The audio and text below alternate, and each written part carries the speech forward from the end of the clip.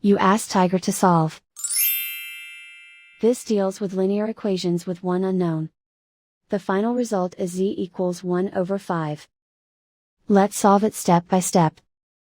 Simplify the expression. Expand the parentheses. Group like terms.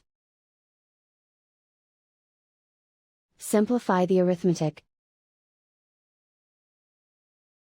Group all constants on the right side of the equation. Subtract 2 from both sides. Simplify the arithmetic.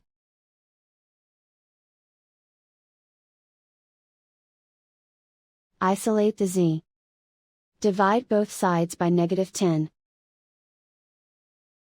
Cancel out the negatives. Simplify the fraction. Cancel out the negatives.